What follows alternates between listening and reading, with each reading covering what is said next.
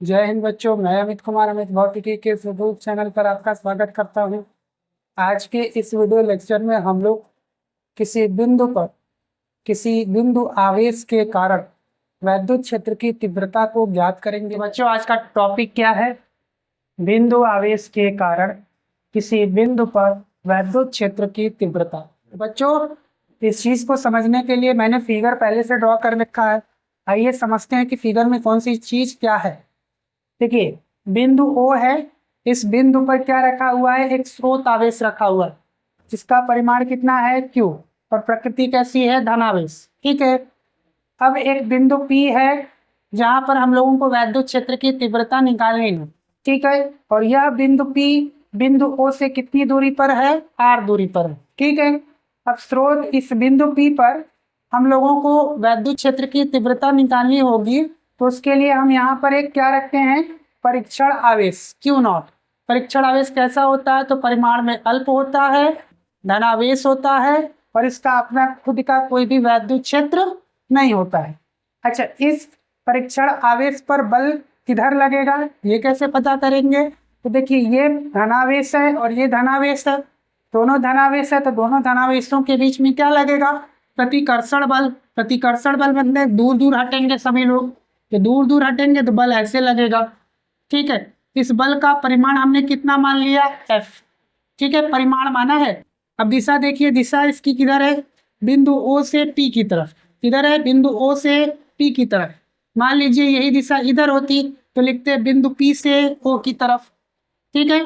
तो बल की दिशा किधर है? बिंदु O से बिंदु P की तरफ। ठीक है। तो बल का परिमाण भी बताया, बल का दिशा भी बता दिया। अच्छा, बल कैसे निकालेंगे? तो बल आपका फॉर्मूला होता है कूलाम के नियम से हम लोग जानते हैं क्या होता है? K/Q1/Q2/R²। अच्छा, K की वैल्यू क्या होती है? माध्यम पर निर्भर करती है। तो हम मान लेते हैं कि ये जो आवेश का निकाय है वह किस जगह पर है? वायु में है। तो जब वायु में हो जाएगा तो हम लोग बल का सूत्र क्या लिख सकते हैं?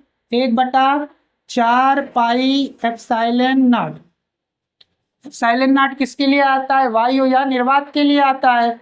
तो यहाँ पर मैंने लिख दिया एप्सिलॉन नॉट। अब यहाँ पर Q1/Q2/R²। तो Q1 का मान Q है। ठीक है।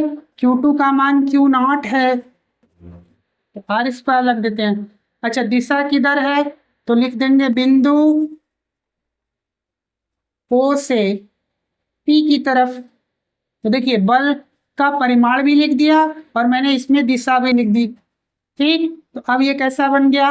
वेक्टर बन गया। ठीक है ना, सदिश राशि बन गया। अभी तक परिमाण लिखा था केवल, उसमें दिशा जोड़ देंगे तो वो सदिश बन जाएगा। तो ये हो गया बल। ठीक है। अब हम लोग तो वैद्युत क्षेत्र की तीव्रता E बराबर F वेक्टर बाई Q0। ठीक है, Q0 क्या है? तो धन परीक्षण आवेश है। अच्छा, इसका डेफिनेशन क्या है? परिभाषा क्या है? तो प्रति एकांक धन परीक्षण आवेश पर लगने वाले बल को क्या कहते हैं? वैद्युत क्षेत्र की तीव्रता। तो यही चीज मैंने यहाँ पर लिख दिया। और देखिए, F हम लोग यहाँ से निकाल चुके हैं, यही वैल्यू यहाँ रख देते हैं। जब यही वैल्यू यहाँ रखेंगे तो बच्चों वैद्युत क्षेत्र की तीव्रता E वेक्टर बराबर F वेक्टर बटे में Q0। अब F वेक्टर हम लोग निकाल चुके हैं। देखिए, F वेक्टर ये पूरा है, F वेक्टर लिख लेते हैं। E वेक्टर बराबर क्या हो जाएगा बताइए? F का मान है 1/4 पाई एप्सिलॉन नॉट।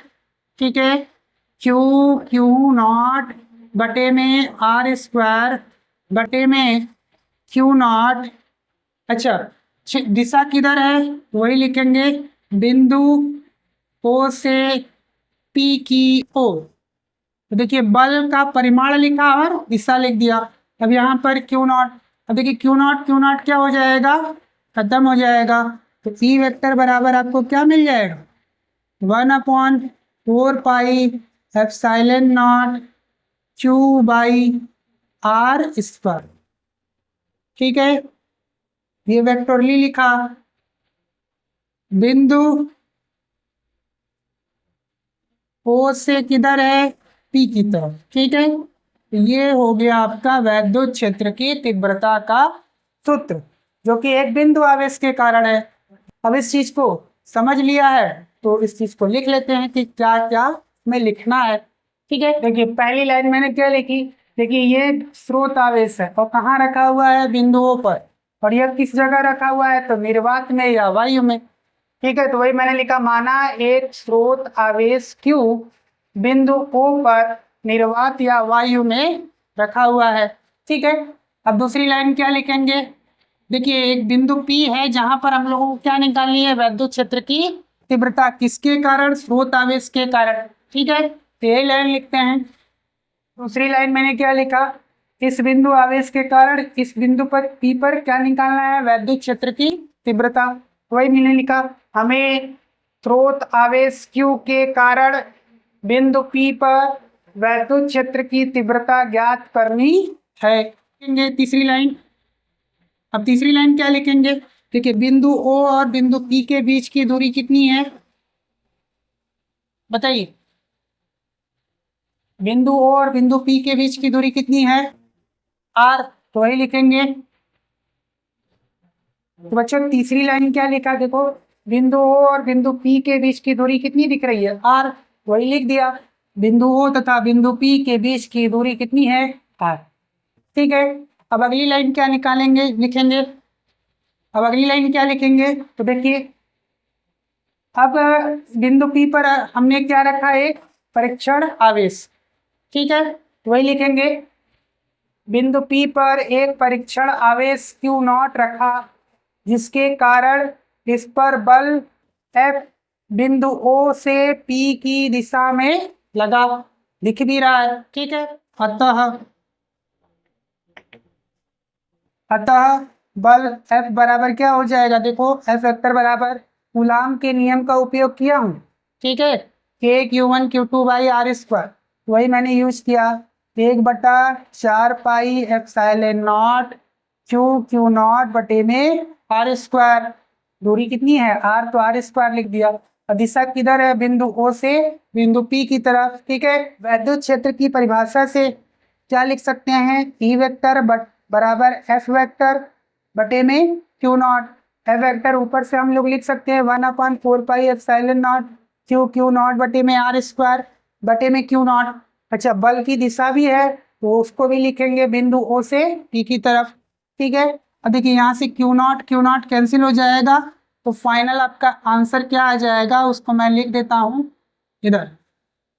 ठीक है, तो E वेक्टर बराबर 1/4 पाई एप्सिलॉन नॉट Q बटे में आर स्क्वायर, और दिशा किधर है, बिंदु O से P की तरफ।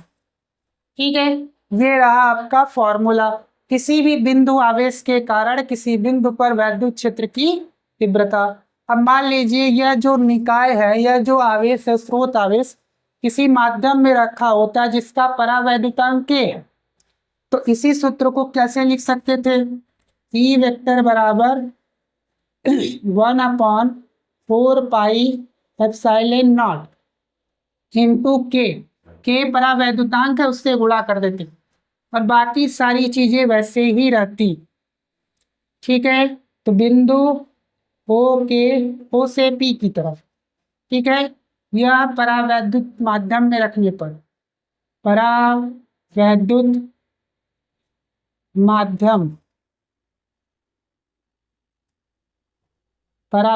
माध्यम में वैद्युत क्षेत्र की तीव्रता। ठीक है, जिसका परावैद्युतांक क्या है, के, निर्वात में होगा तो ये आएगा। ठीक है, तो बच्चों आज के लिए इतना ही, मिलते हैं नेक्स्ट वीडियो में। Thank you.